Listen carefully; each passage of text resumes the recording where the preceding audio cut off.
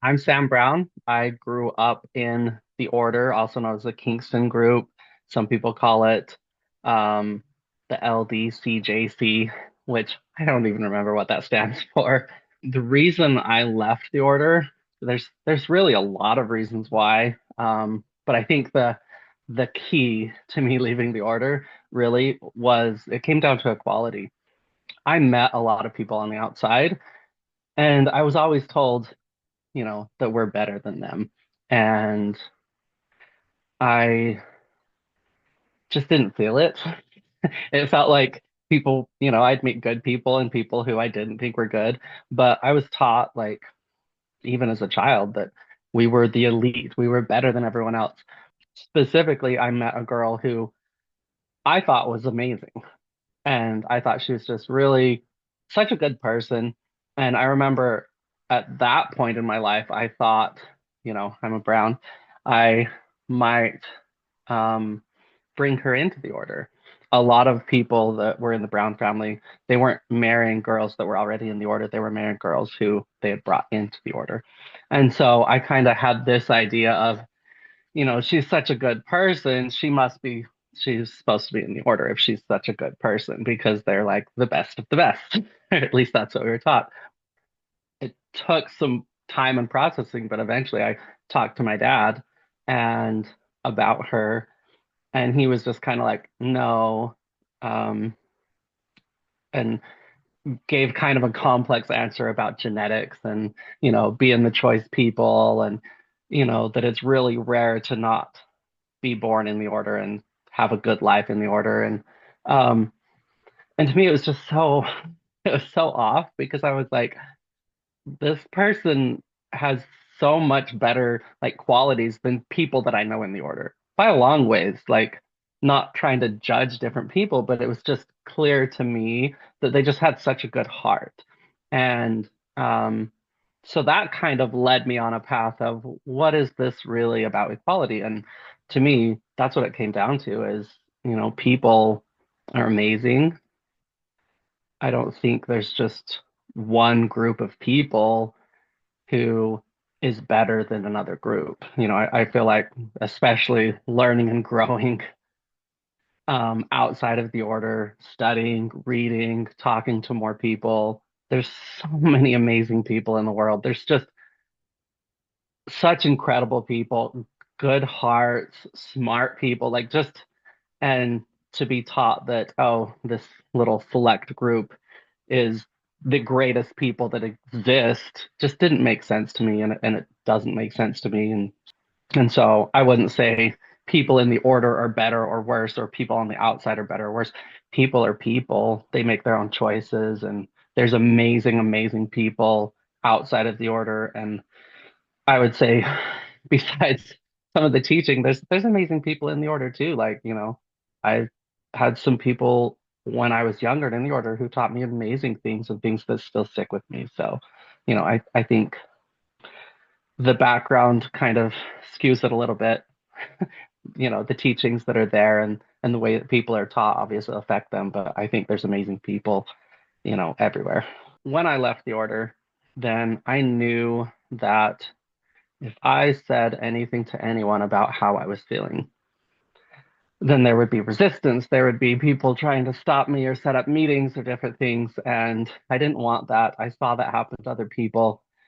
I wanted to, if I reached that conviction to where I knew that, then I didn't want people to try to convince me otherwise. Because I think I had already second guessed myself or second guessed and done research, and like I had already came to this conclusion so much in my heart that I didn't want people to try to second guess what I knew I was going to do. I was working on the farm. So the order owns a farm up in Idaho that I grew up on, and working on the farm for spring planting. So we were planting the potatoes in the spring and the barley. And I was asked to go to the mine, and I had worked at the coal mine in the winter. So I was asked to go back down to the mine after spring work was done. And through that whole period is where I came to the realization I'm going to leave the order. And so my idea was I'm just gonna move back to the mine. I've already got all my stuff packed up because I'm moving to the mine. I'm gonna go there. I'm just gonna work for a few days, say my goodbyes, and then leave. And so I went there, and I just I couldn't even bring myself to go back to work. I wanted to see people one last time and say goodbye to people, but I was like, this is just gonna be so much. And I was already going through so much emotional turmoil. I knew that I would be shunned. I knew that um, potentially be disowned. I knew kind of, I'd seen enough people leave the order. I'd witnessed it. I knew the thoughts that people would have or, um, you know, what they would think of me. So I was just like, I just want it to be, like a band-aid. And so I literally like early morning, um, I had everything already in my car. I woke up, I gathered everything up, and I just put it all in the car. And I knew I wanted to go to Idaho Falls. I knew I had an aunt that lived there that had left the order a long time ago.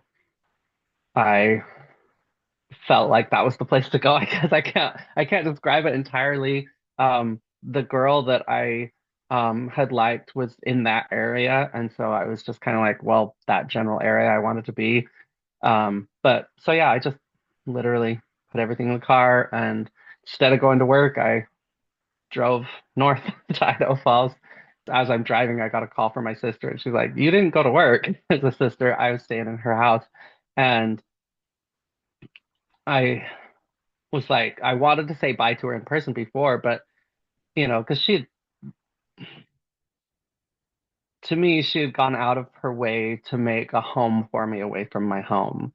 And I appreciated that. I loved that. She was so caring and loving, and just it hurt to feel like, to walk away and to feel like it needed to be just like a band-aid ripped off. But I felt like that I couldn't go through that much more emotional turmoil. So I remember she called, and of course she was like, let's set up a meeting with the leader, and you guys can talk and figure this out.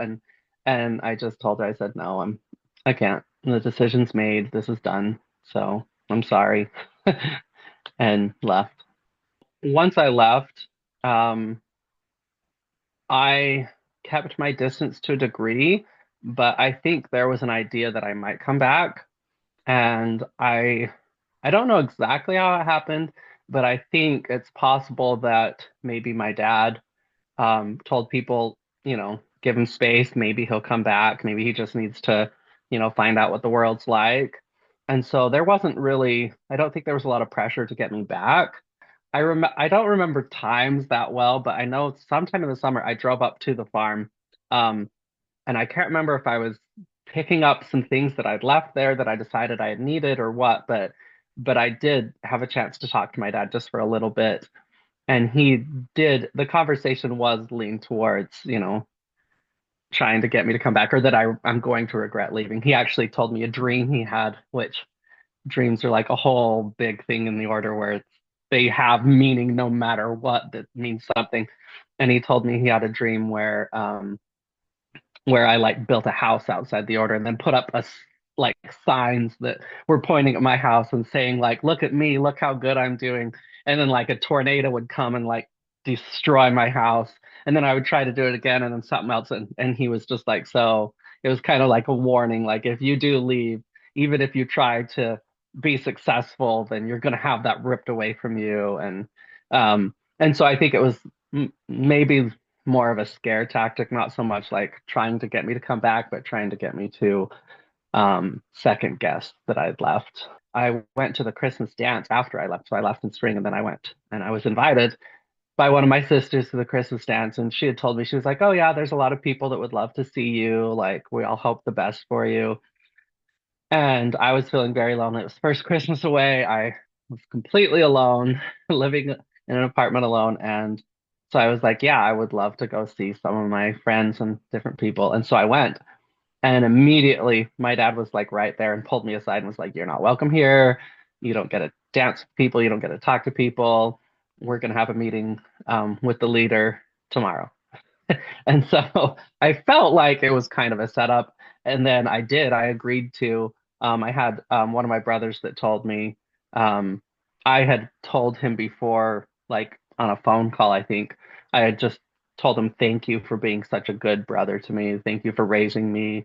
Because he pretty much raised me. And I remember him saying, well, if you really mean it, then you will meet with our uncle. And so this was kind of an opportunity. So I told my dad, I was like, yeah, I'll meet with the leader, but I want to meet with our uncle too, who was one of the like five top members of the order. I don't know what they call them, governing board or something. So, so I was like, kind of to fulfill that, wish of my brothers. Um, then I'm like, okay, yeah, I'll go to this. And it was an interesting meeting. It made me more convinced that I had done what was best in leaving the order. So definitely the opposite of what they'd intended, but it worked for me. When I first left the order, I mean, there's so many challenges like when you first leave, um, because a bank account. I think that was like the first challenge that I remember. I didn't know how to use money. I didn't know how to manage my own money, really. I was just told save everything. Um, and then also like a lot of money that I made just kind of disappeared. And so I didn't really know that I could have a debit card and that I could manage my own money and that it was mine. And so I think that was a struggle. I remember when I left, I just made up my mind. I was like, okay, I need a place to live and a job. Like, and that was my first goal, really. Um, so I got a job at Jack in the Box. So I didn't need an education for that first step. Um, and then my aunt, who I'd mentioned, was able to actually co-sign on an apartment for me. And so I got a job, got an apartment, and from there, I did pursue an education. I went to college for not a full even semester, um, but to get to college, I did have to get my GED. I was pulled out of high school in 10th grade, and so I didn't have a diploma. So I got my GED. I took an ACT and got a scholarship from that, and then went to college. And I met my first wife in college, and she was diagnosed with leukemia when in college. So I dropped out of college and kind of turned back to what I knew, which was being a mechanic. That's what I was when I was in the order. Um, just to support my family. Um, and from there, I have like taken classes at colleges and different things to advance my career. But really, I just moved up in the company that I was at and um, have just kind of learned on the job, but have taken like any opportunities that my employer has given me and have ended up moving up into management and um, I'm at a point where I have people that work for me that have degrees and, that have either associates or bachelors. And I'm, you know, the last company I was with, I was there for 10 years. And before I moved from them, then I was one of the top technicians there. So um, I wouldn't say I used my college education, but going to college was such an incredible journey for me. I learned so much about people. I learned so much about myself and what I wanted and who I was. And I learned that, what my work ethic could do. So I worked at Jack in the Box for a total of like 2 weeks. I was actually hired by one of my customers at Jack in the Box. Um, he was a regular. He had came in probably every 3 or 4 days, and I was at the cash register learning still. And he actually passed me a note, and he was like, "Come talk to me" or something. And I was kind of confused, but I went, and he was like, "Hey, do you need know how to read a tape measure?" And I was like, "Yeah." And he's like, "Okay, I'll hire you for more than what they pay you here." And so I got my first real job there, and it was doing construction work, just working setting tile. I worked that job and went to college and paid for my apartment from that job. From there, there's a key that I kind of gave myself when it came to moving from job to job. Um, the number one rule was that I would never quit a job unless I had another one lined up. So I'd never quit a company or anything like that unless there was something lined up that paid more. I moved kind of from one job to another and worked a couple different odd jobs, mostly construction related and or mechanic jobs. But I really wasn't focused on my career at that time. How I felt is that I would drop out of college, take care of her with leukemia, and um, then go back to college later and get my degree and become a geologist is actually what I was thinking. Really, my career started when I started working at a cheese factory. I was with them for 10 years and just like moved up through the ranks. And to me, that was my career. I got in with some amazing people. It's a cheese factory that's owned by a company in France. And so I met people from all around the world and people who would recognize like when someone um, was a problem solver, I think. And I'm definitely like my career is problem solving now. And so I study it a lot. I try to apply principles of problem solving to different aspects of my job. And with that, I was actually recruited for a different company as kind of maintenance, but in the management. So I have people that work under me. I think that for me, who I am now, how I define myself is a family man, a father. Um, I have 4 kids. I love them. I love that I get to let my kids be exactly who they are. I don't push them to be or to fit into a box or to be a certain person. But to me, my success, I definitely measure it on, how much people around me can rely on me or who they know me to be, especially my kids and my wife and even just coworkers, whether or not I'm a good person to them means the most to me, whether or not I show love to other people. To me, that's success. I think my kids really like me. They're always like so excited to see me. I have a 15-year-old in high school. She's in ninth grade and I try to make it to everything at her school. I don't let work stand in my way. And thankfully I'm in a position where I can go to almost everything and I go to her, yeah, she sings musicals and stuff and I go to concerts. And then my 11-year-old is in fifth grade and same thing, going to everything. And um and then I have a son in kindergarten, and then I have a 2-year-old, and she is ecstatic to see me when I walk through the door after work, and I just spend as much time as I can with my kids, and we go on walks almost every day. They love going out and just taking their bikes on the sidewalk in our neighborhood. I can have a relationship with my kids that doesn't have to fit into a certain category. And I get to encourage my kids to do whatever they want to do, to pursue any goal, to pursue anything. And they could talk to me about anything. I feel like I couldn't talk to my parents about things. I definitely kept a lot in. I knew I was going to be a farmer when I grew up. That was just how it was. There was you know, there's no questioning that. My kids can be whoever they want to be, and they have my absolute 100% encouragement. And I love that. I love that I can give them an opportunity to be exactly who they want to be in any area of their life. I think my goals shift a lot. Um, I love living in the moment. I love being around people and just living in the moment. But I think as far as goals, I want to see my kids go to college. My goals right now have to do with my kids. I also want to write a book, and I think that will happen. Um, I've started writing like small pieces of poetry and different things, and I really enjoy writing. And so I think I've always had a goal to write a book eventually, and I still plan on doing that.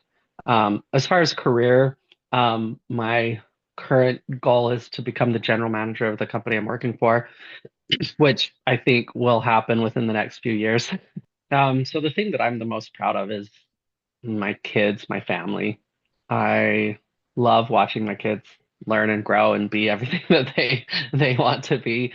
Um, but I'm also, as far as proud of me, I'm really proud that I took the steps that I needed to help myself. I'm really proud that I went to therapy. kind of a big thing to do. I grew up believing that therapy was just someone you paid to talk to and they didn't know anything. And so taking the first step to go to therapy was hard for me. Tried to make myself a better person, recognized that I was, had flaws or ways that I could work on myself, and um, went to therapy, learned about me, and then learned what I could do to basically to be happier with who I was, to be happier in general, honestly. Um, so I think I'm really proud of my kids first. I'm really proud of who they're becoming, you know, really proud of the fact that I took that step and went to therapy and took the blinders off, I guess, and realized like I don't know everything. I first went to therapy when my first wife had passed away, and that's when I was like, okay, I need help. And but learning more about that, it's like the number one thing I encourage people to do that are struggling, that say, what can I do? Or, you know, what do I need in my life? Or if they're stuck or don't understand something, I'm just like, just go to therapy.